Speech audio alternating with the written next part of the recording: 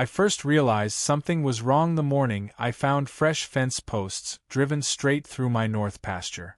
The land had been open the night before, rolling grass, barbed wire long removed, cattle grazing freely under a pale sunrise.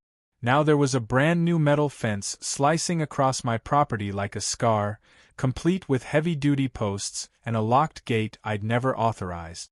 At first, I assumed it was a mistake. Ranch boundaries can be confusing, especially for new contractors. I parked my truck, stepped out, and walked the fence line with my coffee still steaming in my hand. That's when I noticed the survey flags. Bright orange, planted with confidence, marking a boundary that absolutely did not belong there. I pulled out my phone and checked my property map. Same result as always. The fence was at least 40 feet inside my land. By noon, I had my answer. The HOA president, yes, an HOA governing a luxury rural community bordering my ranch, had decided that my land was an unofficial access risk. Apparently, residents had complained that ranch vehicles occasionally passed near their scenic trail. Instead of talking to me, the HOA voted to secure the perimeter. Secure it by fencing off my property. When I called the HOA office, the receptionist sounded rehearsed. Calm, polite, almost smug. The board approved the installation last week, she said. You should have received the notice. I didn't, I replied. And you don't have the right to fence my land. There was a pause. Then, our legal counsel confirmed the access gate is within community jurisdiction. That sentence stuck with me. Access gate. Because here's what they didn't know yet. That gate, specifically the main steel gate controlling entry to the entire private road system, was technically mine. Years earlier, when I bought the ranch, the seller included something odd in the paperwork. A separate deed for a narrow strip of land running beneath the main access road and gate. It had been a contingency from decades ago, when the ranch predated the HOA entirely. At the time, I'd shrugged it off. Interesting trivia. Nothing more. Until now. That evening, I drove to the gate they'd just locked.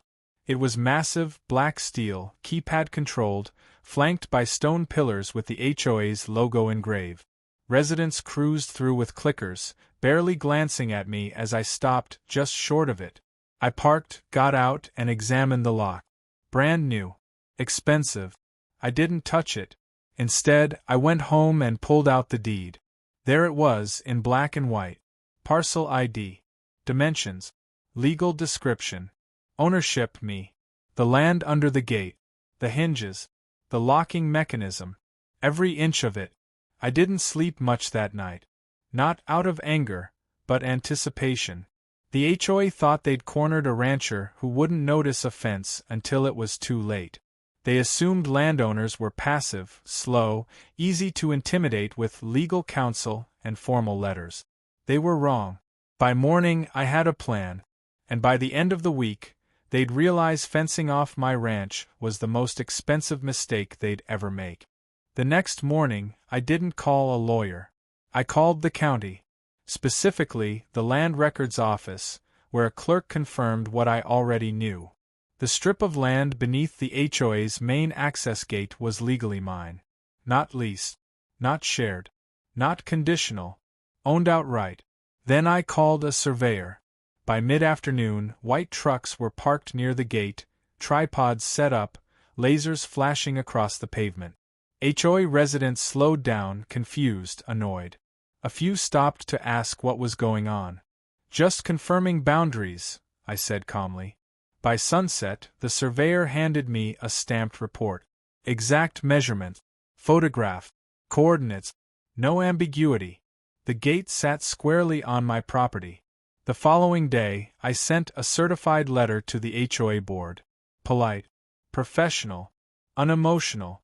It stated 3 things. The fence on my ranch was unauthorized and must be removed. The gate and access road sat on my land. Continued use of my property without permission constituted trespass. I gave them 72 hours. They didn't respond. Instead, they doubled down. The fence crew returned to my ranch and began reinforcing the line. Thicker posts. Concrete footings. Like they were daring me to stop them. I did. I showed up with the sheriff. Not to cause a scene, just to document. The deputy listened, reviewed the survey, nodded slowly. "This is your land," he said. "They can't be here." The contractors packed up fast. That evening, my phone rang. The HOA president herself. Her tone was sharp, controlled, accusatory. "You're disrupting the community," she said. "We have families relying on that access gate." "I'm aware," I replied. "That's why I'm calling tomorrow to discuss terms." "Terms?" she snapped. "You don't get to." "I own the gate," I said calmly. "You use it. That makes this a negotiation." Silence. The next morning, I filed paperwork with the county reclassifying the access strip as a private roadway with conditional public use. Perfectly legal. Rare, but legal. Then I hired a locksmith. By sunset, the keypad was disabled. Residents lined up at the gate, confused, angry. Phones out. Messages flying. Within an hour, my phone exploded. The HOA president arrived in person. She stepped out of her SUV, heels sinking slightly into gravel, face tight with disbelief. "You can't do this," she said. "I can," I replied. "And I have." She gestured wildly. "This affects hundreds of people." "Then you should have talked to me before fencing my ranch." She stared at the gate like it had betrayed her. That night, the HOA emergency meeting ran late. Very late. And for the first time, they weren't discussing how to control my land. They were discussing how to get back access to theirs. The offer came fast. By the next afternoon, an HOA attorney emailed me requesting an urgent resolution discussion. The tone was suddenly respectful, careful, legalese layered thick enough to hide the panic underneath. They wanted an easement, permanent, free, with apologies implied but never stated. I declined. Instead, I countered with my own proposal. I would grant access, conditional, renewable yearly, at fair market value, plus immediate removal of the fence, plus written acknowledgement of wrongdoing, plus payment for land disturbance and legal expenses. The response was immediate. Outrage. They accused me of extortion, abuse of property rights, weaponizing technicalities. I invited them to court. What followed was 3 weeks of chaos. Residents demanding answers. Board members resigning. The HOA president giving local interviews about a rogue rancher. But facts don't care about spin. In court, the judge reviewed the deeds, the surveys, the timelines. The HOA's attorney avoided eye contact. The president looked smaller than I remembered. The ruling was clear. The land was mine.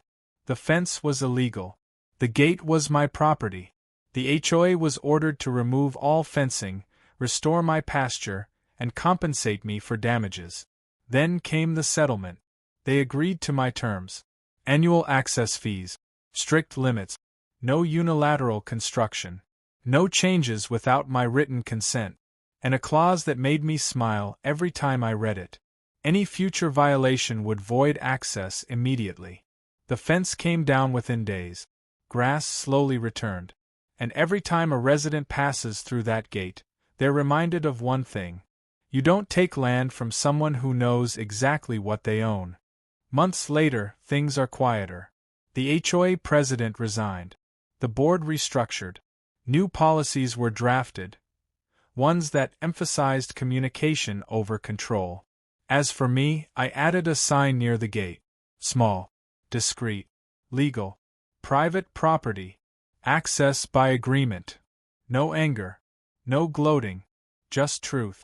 Sometimes power isn't loud. Sometimes it's written in a deed, waiting patiently for someone to underestimate it. The apology never came. But the silence did. 4 weeks after the fence came down, the HOA office went quiet. No emails. No reminders. No sudden votes slipped into late-night agendas. It was like they were afraid that if they moved too loudly, I'd notice, and remind them who controlled the gate. Life on the ranch returned to normal. Cattle moved freely again. Trucks rolled in and out without stopping. The dust settled, literally and figuratively. Then one afternoon, I got a certified letter. Not a threat. Not a warning. A request. The HOA wanted to re-establish cooperative access for residents who used the road as a shortcut, complete with proposed hours, conditions, and, of course, a clause giving them partial control. I read it once. Then I folded it neatly and slid it back into the envelope. My response was short. Access remains at my discretion. Unauthorized entry will be treated as trespass. I mailed it the same day. After that, something changed. Neighbors who'd barely made eye contact before started waving. A few stopped by, awkwardly at first, to apologize for how things went down. One even admitted the board had promised the fence would put me in my place. They didn't say that part out loud anymore. The HOA president avoided my eyes at the next community meeting. She rushed through the agenda, skipped public comments, and adjourned early. The confidence was gone, replaced by caution. Because power doesn't disappear when it's challenged. It retreats. Months later, a new board was elected. Quieter people, less eager to test boundaries. The first thing they did was adopt a policy requiring legal review before any action involving easements or private access. That policy had a name: Gate Rule. Unofficially, of course. As for the gate itself, it stayed exactly as it was. Open when I wanted it open. Closed when I didn't. The key stayed on the same ring it had always been on, right where it belonged. And every time I pass through it, I'm reminded of something the HOA learned the hard way. You can build all the fences you want. But if you don't know who owns the gate, you're the one who ends up locked out.